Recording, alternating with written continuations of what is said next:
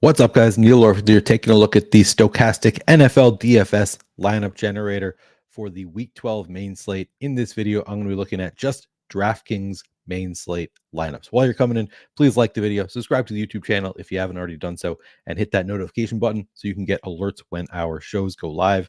Now, as I said, I'm only looking at DraftKings in this video. I'm going to make a separate video for looking at FanDuel lineups.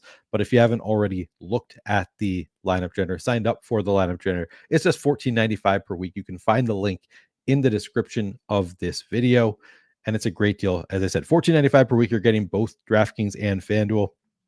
You're getting the main slates. You're getting every primetime showdown slate, all of that included when you sign up for the lineup generator. And it's just $14.95 per week.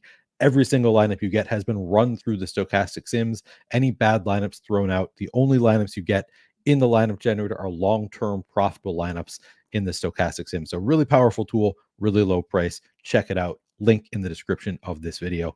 All right, we're going to look at some DraftKings main slate lineups. I'm going to do all stack types. We're going to get a mix of all these different types of stacks. Some have run back, some don't. Some just one-man, some two-man stacks. Also going to do all lineup types. So we're going to get a mix of chalky, balance, and contrarian lineups.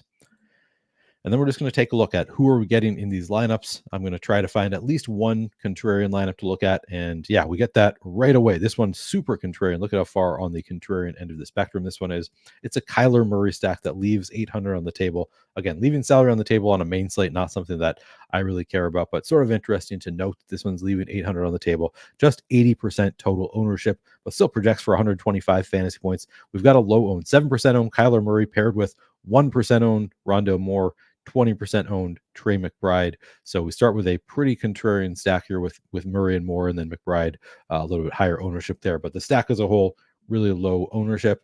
Then we have Kyron Williams and Puka Nacua on the comeback. So a full-on Rams-Cardinals game stack here. Looks like a really solid lineup. We've got Isaiah Pacheco in here as well. Great matchup with the Raiders. 12% ownership going there.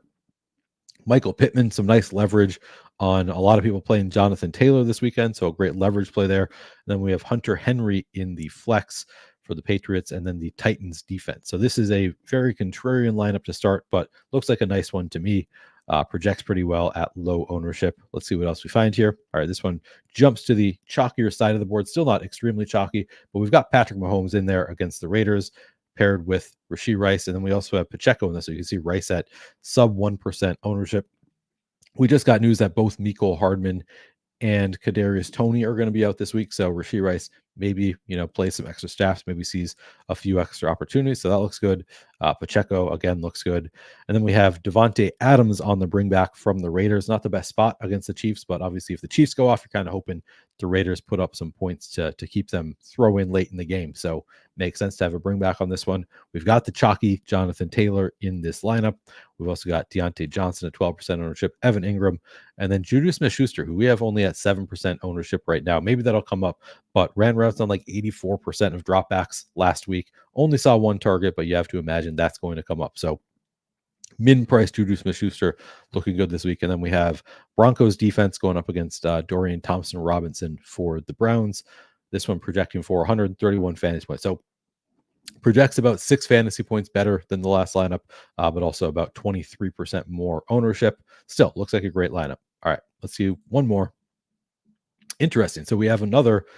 So this is, again, going back to that Cardinal stack, which the stack itself, just 7% ownership going to Kyler Murray. Now we do have Marquise Brown at 7% ownership instead of the 1% owned Rondo Moore. And then, of course, Trey McBride once again. We can see this one on the chalky end of the spectrum. So two different Cardinals and Rams game stacks, two totally different ownership levels. We have Cooper Kupp as the bring back in this one at 18% ownership. Now we have Jonathan Taylor in here instead of Michael Pittman, who we had in that first one. We've also got Ramondre Stevenson in a good matchup, Calvin Ridley in a good matchup, Juju once again, and then the Panthers defense. So different ways you can play the same stack, same type of stack, the Cardinal stack, have one be super chalky lineup, one be a contrarian lineup.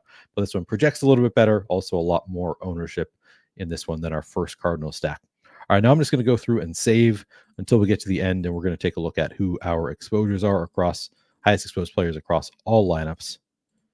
Will be interesting to see here.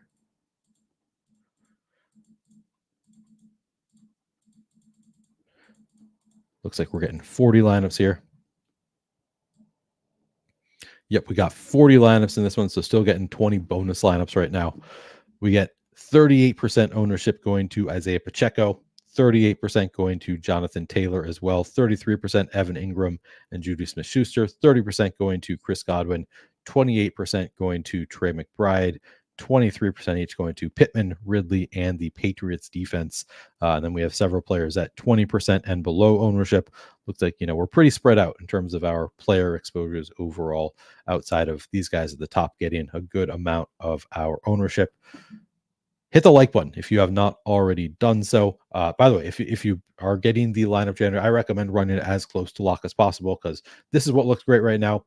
But we can have new injury news pop, and things are going to change before the games on Sunday. So although I'm recording this on Saturday, I always recommend running it as close to lock as possible. At least wait for inactives before the early games tomorrow, maybe 20-30 minutes after inactives come out, an hour before the games start, probably the optimal time to be running the lineup generator for yourself. But this is what looks good as of right now. Hit the like button. Thanks for watching, guys, and good luck this weekend.